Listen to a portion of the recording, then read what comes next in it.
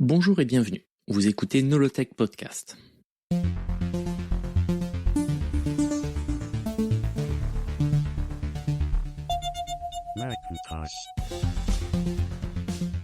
Nolotech Podcast, épisode 11, le Newton. Dans les épisodes précédents, j'ai abordé en détail la carrière de John Scully. Cependant, j'ai évité de parler d'un produit très important pour lui, le Newton. C'est parce que j'avais décidé de faire un épisode consacré entièrement à cet ordinateur de poche, et il le mérite pleinement. Les débuts du projet Newton remontent à un seul homme, Steve Saccoman. Il est un passionné de l'informatique portable. D'ailleurs, avant d'être embauché par Apple, il a travaillé sur un des tout premiers ordinateurs portables, le HP 110. C'est pour ses compétences spécifiques qu'il est recruté par Steve Jobs. Il veut que Saccoman fasse le premier Mac portable. Comme nous l'avons vu dans l'épisode précédent, le projet a été dans un premier temps abandonné. Déçu de ne pas pouvoir travailler sur un portable comme prévu, Saccoman n'a pas d'autre choix que de travailler sur la création de Mac de bureau comme le Mac Plus, SE et le Mac 2. Cependant, il s'ennuie et il pense démissionner afin de créer sa propre entreprise pour concevoir des ordinateurs portables de prochaine génération avec un écran tactile et plat. Apprenant cela, Jean-Louis Gasset lui propose de faire un projet juste pour lui. Il reconnaît son talent particulier et fait tout pour le garder. Saccoman négocie brillamment et obtient tout ce qu'il demande. Il sera à la tête du projet avec le contrôle total, c'est-à-dire sans manager au-dessus de lui. Et aussi sans des personnes du marketing qui lui diront quoi faire. Le rêve, quoi. De plus, il veut garder un esprit un peu start-up. Pour cela, il demande à ce que son équipe soit dans un bâtiment physiquement séparé du reste d'Apple. Enfin, il veut que l'ordinateur sur lequel il va travailler ne soit pas obligé d'être compatible avec d'autres ordinateurs, comme le Mac ou l'Apple II, afin d'avoir le moins de contraintes techniques possibles et lui permettant ainsi de partir d'une vraie page blanche. Une fois cela réglé, il faut trouver un nom au projet. Saccoman choisit le nom Newton, inspiré par le tout premier logo d'Apple. De plus, Isaac Newton a révolutionné la façon de penser le monde, comme Saccoman veut que son ordinateur change la façon d'utiliser l'informatique. Une équipe est créée autour du visionnaire, citons par exemple Steve Capps, développeur du Finder, du Mac entre autres. L'idée de départ est un ordinateur portable et léger, pour le même prix que le Macintosh, soit 2500 $. Il doit servir à organiser ses idées autour des technologies comme les réseaux sans fil et la reconnaissance de caractère. Au fur et à mesure du temps, le concept se précise. Saccoman s'arrête sur l'idée d'une tablette tactile avec une surface d'écriture équivalente à une feuille A4. L'interaction se faisant avec un stylet, elle est possible grâce à un logiciel de reconnaissance de caractère acheté bizarrement en URSS appelé Calligrapher. L'histoire de cet achat est d'ailleurs digne des meilleurs films d'espionnage de la guerre froide du genre James Bond, mais bon, sans le smoking, l'alcoolisme et les jeunes femmes lascives. Afin de tester les différentes interfaces, les ingénieurs font des maquettes en utilisant le logiciel HyperCard. Libres de faire ce qu'ils veulent, les ingénieurs se font plaisir et ajoutent toutes les fonctionnalités possibles et inimaginables au prototype. Sans manager pour les encadrer, ils font un peu n'importe quoi. Si une idée leur paraît intéressante, elle enrichit automatiquement le projet. Qui va les en empêcher? Au bout d'un moment, Saccoman prend un peu peur et pense que le Newton risque d'être invendable. En effet, le projet devient tellement complexe et ambitieux qu'avec son disque dur, son écran plat utilisant la toute dernière technologie LCD à matrice active, ses ports infrarouges pour transfert de données et j'en passe, le prototype coûte plus de 6000 $. Du côté logiciel, c'est la pagaille. Ils sont tous très instables, y compris le système d'exploitation. De plus, le développement prend beaucoup plus de temps que prévu, ce qui est logique quand les outils de développement sont eux aussi en train d'être écrits et changent constamment. Bref, rien ne fonctionne correctement. Mais surtout, le problème vient du système de reconnaissance de caractère. Sans lui, toute l'interface avec l'utilisateur est à revoir. Il est primordial qu'il fonctionne parfaitement. Or, ce n'est pas le cas. La reconnaissance de caractère est trop lente, prend trop de ressources et pour couronner le tout, fonctionne mal. Non seulement c'est la pagaille au sein du projet Newton, mais c'est aussi le désordre complet au sein d'Apple. D'autant plus que le projet Newton est jalousé par tout le monde. Les développeurs du Mac commencent à reprocher au Newton de s'approprier de précieuses ressources, de coûter une fortune et cela sans générer de revenus. Alors que le Mac, de son côté, a besoin de développeurs et d'ingénieurs, d'autant plus que c'est lui qui permet de payer le salaire de tout le monde.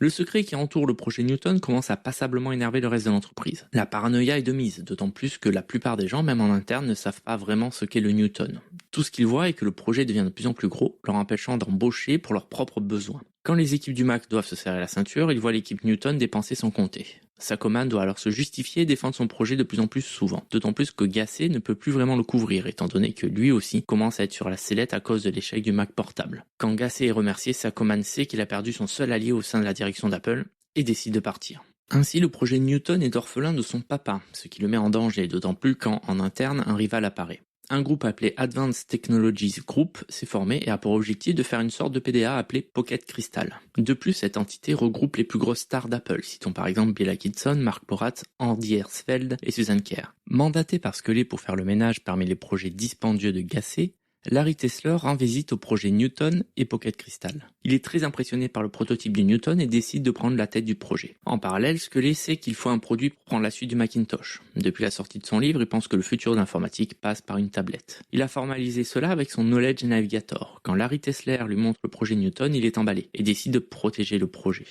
Il pense que le Newton peut être l'incarnation de son Knowledge Navigator. Pour motiver les troupes, il donne des directives. Il faut que le Newton sorte en avril 93 pour $1 500. L'équipe a donc 2 ans pour passer du prototype à un produit final. C'est ambitieux. Pour protéger Newton, Scully décide d'abandonner le projet Pocket Crystal. L'équipe Advanced Technology Group forme alors une entreprise appelée General Magic pour réaliser sa vision. Apple est un des actionnaires et Scully fait partie du conseil d'administration. Avec Tesla à sa tête, le projet Newton avance. Il est prévu 3 versions qui se différencient principalement par leur taille. Un petit, de la taille d'un gros smartphone, est appelé Junior. Une version de taille moyenne, grande comme le premier iPad, et enfin une version de grande taille surnommée Senior. Les vétérans du groupe préfèrent Senior, alors que les nouveaux venus, comme Michael Chao, sont plus conquis par Junior. Peu de personnes défendent la version de taille intermédiaire.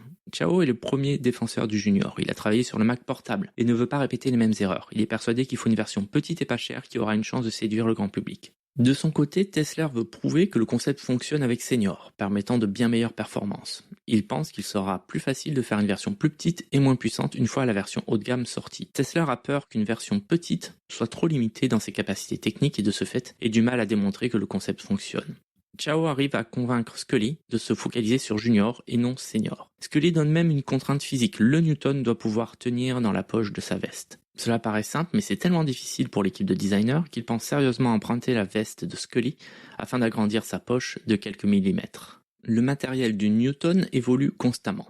L'équipe se rend compte que le processeur Hobbit, fourni par AT&T, n'est tout compte fait pas la meilleure solution. Il est buggé, lent et AT&T demande en plus des millions supplémentaires pour le finaliser. Tesla choisit alors un autre processeur, l'ARM 610, venant d'une toute petite entreprise anglaise appelée Acorn. Par la suite, impressionné par leur travail, Apple investit $2,5 millions afin d'avoir une part de 43% dans la nouvelle société appelée ARM. Ce processeur a une caractéristique intéressante, c'est un processeur de type RISC, ce qui les différencie de la plupart des autres processeurs du marché comme le Motorola 68000 et les Intel x86. Ceux-ci sont de type CISC, c'est-à-dire Complex Instruction Set Computer, c'est-à-dire qu'ils intègrent un très grand nombre d'instructions. Au contraire, les processeurs RISC, Reduced Instruction Set Computer, possèdent un jeu d'instructions limité. Bon, pour faire simple, cette limitation leur permet de fonctionner plus rapidement et d'être moins gourmands en énergie, les rendant parfaits pour une utilisation mobile. Le travail qui reste à faire est colossal. À 1 an de la sortie supposée, rien n'est finalisé. Apple essaie de créer un tout nouveau type de produit, fonctionnant sur un processeur RISC inconnu, faisant tourner un logiciel de reconnaissance de caractère révolutionnaire, et tout cela utilisant un tout nouveau langage de programmation appelé Ralph. Difficile alors, en cas de problème, de savoir si le responsable est le système d'exploitation, le logiciel, le processeur ou le langage de programmation. Toutes ces nouveautés font que le développement du projet coûte extrêmement cher, car il faut tout inventer. Scully en a conscience et essaie de trouver des partenaires. Contrairement au Macintosh, il veut ouvrir le Newton dès le départ. Idéalement, il faudrait que le Newton soit produit sous différentes marques. Une des raisons pour cela est que Apple n'a pas l'habitude de fabriquer des produits de masse, au contraire de Sony par exemple. C'est donc naturellement que Scully cherche à faire produire le Newton dans des usines d'entreprises partenaires ayant les compétences recherchées. Il prend contact alors avec Sony et son rival de toujours, Matsushita, connu sous la marque Panasonic en Europe. Mais c'est Sharp qui est choisi. En effet, la société est le plus grand producteur d'écrans LCD au monde. Elle fournit par exemple l'écran de la Game Boy de Nintendo et celui du Mac portable. En contrepartie, Sharp aura le droit de produire sa propre version appelée ExpertPad. Durant une keynote le 7 janvier 92, Scully annonce au monde un nouveau type d'ordinateur qui sera la convergence numérique de l'ordinateur, de la communication et du contenu. Il le nomme le PDA. Personal Digital Assistant, assistant personnel numérique. Il annonce que ce nouveau type de produit formera un marché de 3000 milliards de dollars dans les 10 ans. Avec le succès phénoménal du PowerBook, la voix de Scully est d'autant plus écoutée, surtout quand il parle du domaine de la portabilité. Cependant, il s'est mal exprimé. Il voulait dire que le marché total serait de 3000 milliards de dollars. Cela comprend aussi la création de contenu, les applications tierces, les abonnements de télécommunications, etc. Mais le public et les médias comprennent que c'est le marché des PDA lui-même qui sera de 3000 milliards de dollars. Cela fait saliver beaucoup de monde et la concurrence prend note et se prépare. Scully compte annoncer le Newton 4 mois plus tard, seulement rien n'est prêt. L'appareil est encore au stade de prototype et il n'a même pas de nom. Ils hésitent avec Brain Amplifier, Nopad, Power Enabler ou encore, mon préféré, ZippyPad. Ils sont forts les mecs du marketing. Du côté du système d'exploitation et des logiciels, là aussi rien n'est prêt. Ils sont très instables et remplis de bugs, à tel point que Steve Capps en compte plusieurs milliers et décide de tout passer en version alpha FC pour Feature Complete, pour interdire en fait l'ajout de fonctionnalités. Et quand bien même ce n'est pas suffisant, alors de nombreuses fonctionnalités sont abandonnées. Parmi elles, le langage de programmation révolutionnaire Ralph. Or, certains logiciels étaient programmés à l'aide de ce langage. Ils doivent être donc totalement réécrits, ajoutant du retard au projet. Le Newton est annoncé le 29 mai 92. Ce que l'est dit, ce n'est pas un produit ou une technologie, c'est une révolution, on dirait les Guignols. Venant de l'entreprise qui a révolutionné 2 fois l'informatique avec l'Apple II et le Macintosh, la presse est prête à le croire. Cependant, cela fait 8 ans depuis la sortie du Mac original. Et nombreux sont ceux qui se demandent si Apple peut encore innover, d'autant plus depuis le départ de Steve Jobs. Cela ne vous rappelle rien? La présentation commence mal. Le Newton refuse de s'allumer. Michael Chow se lance alors sur scène dans une improvisation sur le thème de la technologie mobile et fait une démonstration sur un Mac émulant le Newton. Heureusement, un autre prototype est amené sur scène qui lui fonctionne. C'est le soulagement pour toute l'équipe. D'autant plus qu'au final, la démonstration s'est bien passée et que la presse est conquise, à tel point que tout le monde attend avec impatience de pouvoir acheter le Newton. Malheureusement, ce ne sera pas pour tout de suite. Ce que ne sait pas la presse, c'est que le Newton n'est absolument pas prêt. Ce n'est qu'un prototype auquel il manque une brouette de fonctionnalités et qui en plus plante tout le temps. La pression est grande sur l'équipe de développement, d'autant plus que la concurrence, elle aussi impressionnée par la présentation, va mettre les bouchées doubles pour rattraper son retard. Ainsi, avant même la sortie du Newton, de nombreuses sociétés s'apprêtent à le concurrencer. C'est le cas d'AT&T, Casio, Microsoft, Tandy, Sony, Motorola et même General Magic. Pratiquement toute l'interface du Newton tourne autour de la reconnaissance de l'écriture. Or, elle ne fonctionne pas. L'annonce de Scully que le Newton doit sortir en avril 93 ainsi que la présentation mettent une pression hors norme sur l'équipe qui commence à craquer. Un membre de l'équipe tombe en dépression car il travaille trop et n'a pas le temps de voir sa femme avec qui il vient de se marier. Poussé à bout, il se suicide. Comme on peut l'imaginer, cela marque toute l'équipe de développement. Une semaine après la triste nouvelle, un ingénieur, en dépression lui aussi, agresse son colocataire et finit en prison. Scully est alors obligé d'embaucher à la hâte des psychologues afin d'aider ses employés. On pense bien que cela n'aide pas au développement de la machine. Le Newton n'a pas de date de sortie officielle, mais en interne, la date du 29 juillet 93 est prévue. La presse commence à s'impatienter. Cela fait plus d'1 an que le Newton est annoncé, depuis plus aucune nouvelle de la part d'Apple. Certains présentent le Newton comme un vaporware, c'est-à-dire un produit qui apparaît comme fantastique, même trop beau pour être vrai, régulièrement repoussé et qui au final ne sort jamais. En juin 93, Casio et Tandy battent même Apple en sortant leur premier PDA. Ajoutez à cela que l'équipe Newton repousse une nouvelle fois la date de sortie. Le conseil d'administration en a assez et demande des comptes à Scully. Même s'il se défend d'avoir passé beaucoup de temps à s'occuper du Newton, il dit avoir passé moins de 2% de son temps. D'ailleurs, comment fit-il pour évaluer ça? Bon, aucune idée. Mais c'est trop tard. Le conseil d'administration le lâche, d'autant plus que certains doutent de sa motivation.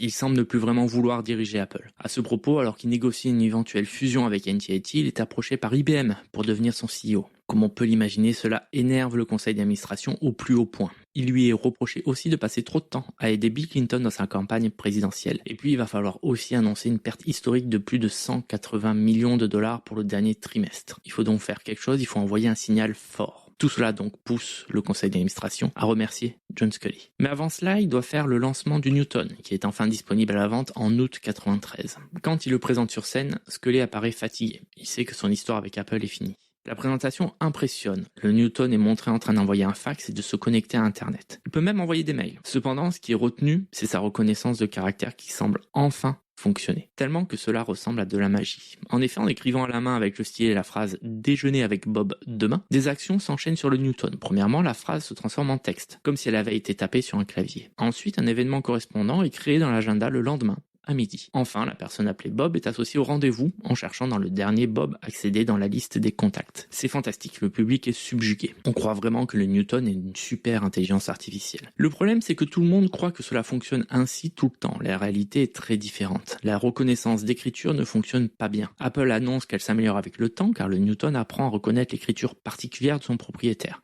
Cela n'empêche pas le PDA d'être couvert de ridicule. Une bande dessinée populaire en fera d'ailleurs le thème central de certaines de ses pages, où on voit le personnage écrire sur son Newton pour avoir son PDA qui ne reconnaît pas son écriture. Si vous voulez voir la bande dessinée, je vous ai mis un lien en description. Dans le même esprit, un épisode des Simpsons montre le Newton où, là aussi, la reconnaissance d'écriture est tournée en dérision. Après plus de 6 ans de développement, le Newton sort avec un prix de 900$. Afin de le sortir dans les temps, le Newton a été amputé d'un certain nombre de fonctionnalités. Par exemple, Newton Mail, le gestionnaire de mail par défaut du Newton, n'est opérationnel que 5 mois après la sortie. De même, les cartes de modem et de pager ne sont pas disponibles à la sortie. Comme c'était le cas pour le Mac, l'équipe responsable du Newton est complètement exténuée et victime de burn-out. Cela rend difficile la tâche d'améliorer le produit au fur et à mesure. Cependant, les débuts sont encourageants. Le Newton MessagePad, c'est le nom de la première version, gagne de nombreux prix d'innovation, De plus, il s'en vend 50 000 lors des 10 premières semaines de vente, ce qui est un bon début. Malheureusement, les ventes se tassent rapidement. Il devient clair que le Newton n'est pas ce produit miracle capable de prendre la suite du Mac. En tout cas, pas tout de suite. Les raisons de son échec sont multiples. Outre les problèmes liés à la reconnaissance de caractère, son prix est jugé trop élevé. De plus, le Newton manque de logiciels tiers. Enfin, commercialisé comme un appareil de communication, le fait que les cartes de modem et de pagers ne soient pas disponibles à la sortie ne l'aide pas. Le Newton devient alors synonyme de gadget hors de prix qui ne fonctionne pas bien. Cette réputation le poursuivra malheureusement longtemps.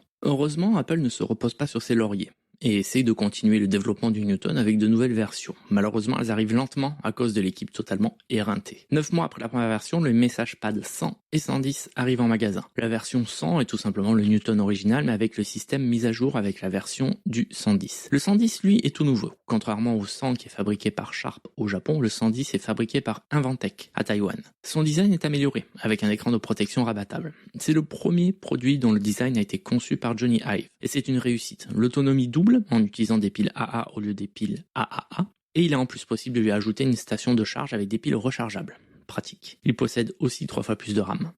Comme c'est souvent le cas avec le produit Apple, la première version du nouveau produit qui est le Newton a beaucoup de défauts. Le MessagePad 110 a pour objectif d'essayer de les gommer autant que possible. Par exemple, le haut-parleur de la première version se trouve la plupart du temps couvert par la paume de la main de l'utilisateur, le rendant inutilisable. Le stylet, quant à lui, est attaché sur le côté droit, le rendant difficile à utiliser pour les gauchers. De plus, il a tendance à tomber. Pour la nouvelle version 110, tout est repensé. Le stylet se trouve dans le mécanisme d'ouverture de la protection d'écran en haut du Newton. Celle-ci se soulève par le haut et non par le côté pour éviter de l'ouvrir comme un livre. Cela permet d'être compatible avec les pays qui lisent les livres de la droite vers la gauche, comme le Japon qui est un marché important pour Apple. Le stylet est trop long pour entrer sur la largeur. Qu'à cela ne tienne, Jony Ive a la solution. Le stylet devient télescopique pour avoir la taille désirée. Le 110 est aussi beaucoup plus fin que l'original. Le haut-parleur, quant à lui, change de place afin d'être fonctionnel. Le travail de Jony Ive est salué, tellement il a réussi à améliorer le design original à tous les niveaux. Le Newton MessagePad 120 sort en janvier 1995 aux États-Unis. La plateforme commence à arriver à maturité. Plus de 100 applications tierces sont disponibles. En plus de cela, le système de reconnaissance de caractère de Palm, Graffiti, est livré avec le Newton, permettant ainsi de faire taire les colibés du système de base souvent moqués. La grande mise à jour du système d'exploitation du Newton, sobrement appelé Newton 2.0, arrive fin 1995. Elle améliore en tout point le Newton, mais est disponible que pour le 120. Elle permet par exemple de synchroniser ses données avec des applications sur Windows et Mac. Enfin, le système de reconnaissance de caractère est grandement amélioré. Cela semble s'arranger du côté du Newton.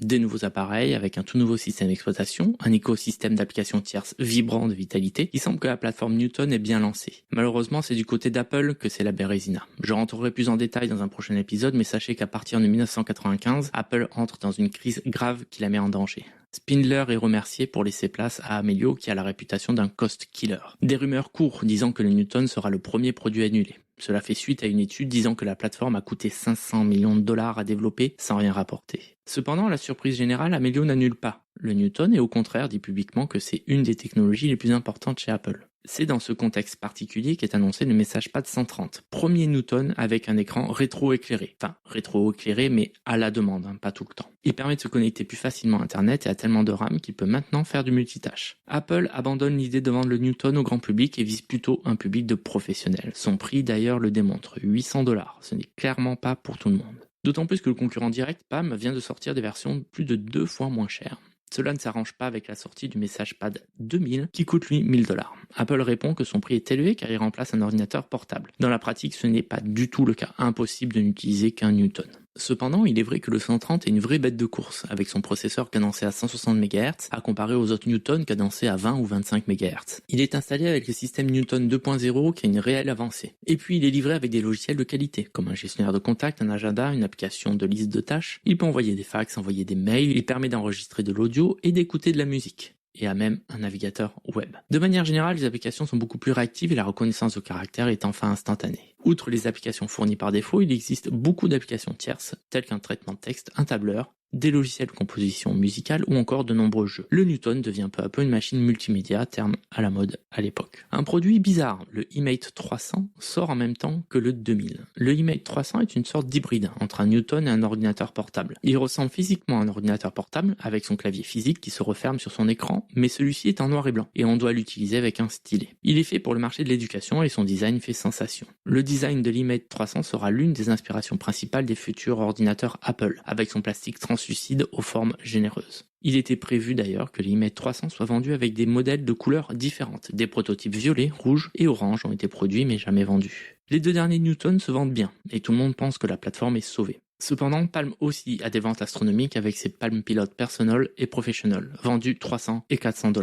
Palm en vendra plus d'1 million en 18 mois. Malheureusement, Apple a besoin d'argent. Les temps sont durs et chaque trimestre, l'entreprise est en déficit. Il faut absolument faire des économies. Des rumeurs parlent d'un achat de la division Newton par Acorn, Ericsson, Oracle, Samsung, Sony, Sun, bref, tout le monde est son cousin. Malheureusement pour Apple, rien ne se signe au final. Pour contrer cela, la filiale Newton Incorporated. Elle devra s'occuper de la vente du MessagePad 2000 ainsi que l'E-Mate 300. 130 employés d'Apple sont transférés. Apple a prévu d'investir dans l'entreprise mais cherche à terme d'autres investisseurs, avec pour but une entrée en bourse dans les 2 ans. Certains pensent que c'est positif. Avec Apple en phase terminale, il est peut-être bon que le Newton vole de ses propres ailes, d'autant plus que le succès modéré est réel. Et puis tout compte fait, non.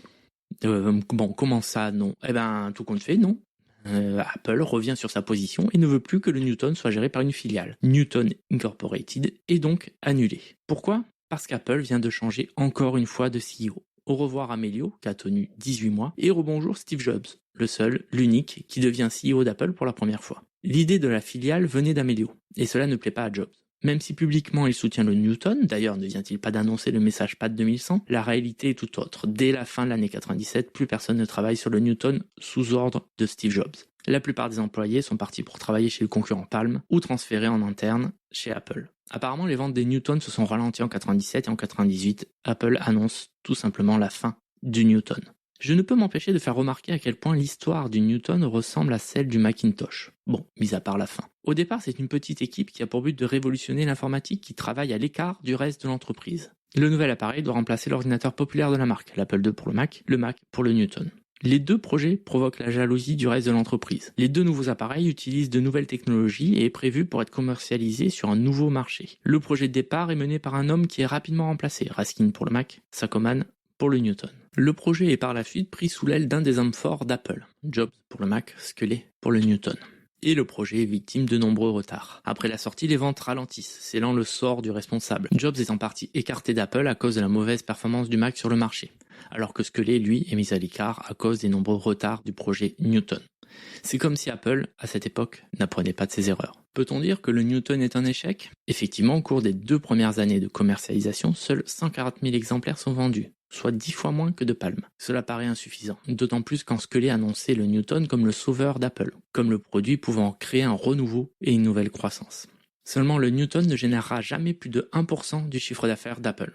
Cependant, je ne dirais pas forcément que le Newton est un échec. Si l'on compare par exemple avec les débuts de l'Apple II, ce n'est pas si simple. Les 2 appareils sont comparables, ils arrivent tous les 2 sur un marché pratiquement inexistant, qui doivent donc créer à eux tout seuls. Quand le Newton se vend à 140 000 exemplaires en 2 ans, c'est 3 fois plus que l'Apple II dans le même laps de temps. Mais la comparaison s'arrête là. En 79, Apple n'était qu'une toute petite start-up, alors qu'en 93, c'est un géant de l'informatique. Les critères de réussite ne sont alors pas les mêmes.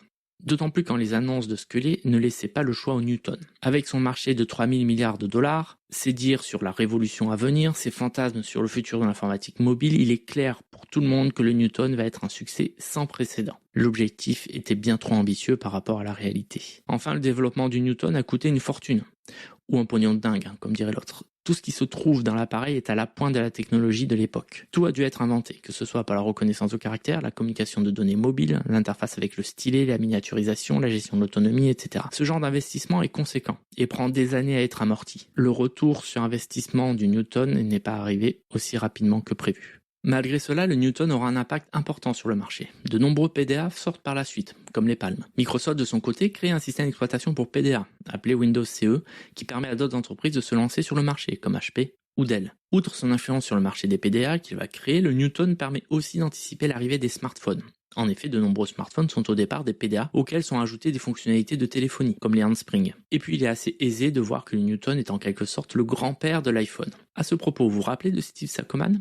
Eh bien, il va rejoindre son ami Jean-Luc Gasset dans sa toute nouvelle aventure, Bi. Étant donné le pédigré des 2 personnages, tout le monde pensait que Bi aurait pour objectif de faire un PDA. Il n'en sera rien, mais l'ironie du sort veut que Bi sera racheté par Palm. Sam Coman, quant à lui, reviendra au bercail chez Apple en 2003. Les rumeurs disaient qu'il travaillait sur une tablette, d'ailleurs, à l'époque. Il quittera Apple fin 2005. Il a travaillé sur les iPods et sur l'iPhone. Il a fait partie des personnes influentes, ayant conseillé à Steve Jobs de faire un smartphone. De manière générale, de nombreuses personnes qui ont travaillé sur le Newton ont par la suite travaillé sur l'iPhone. Et puis c'est aussi grâce au Newton qu'ARM a pu se développer. Aujourd'hui, tous les smartphones ont un processeur tirant parti des designs d'ARM et Apple en tire largement profit avec ses processeurs dans tous ses produits. Merci de m'avoir écouté. Pour m'aider à faire ce podcast, envoyez-moi un message, ça fait toujours plaisir, à nolotech.com/contact ou sur Twitter @nolotech. Vous pouvez aussi partager le podcast et lui donner une note sur les différentes plateformes. Et enfin, vous pouvez aussi acheter mon livre, L'histoire d'Apple, 45 ans d'innovation, disponible partout. J'ai mis tous les liens dans la description. À bientôt.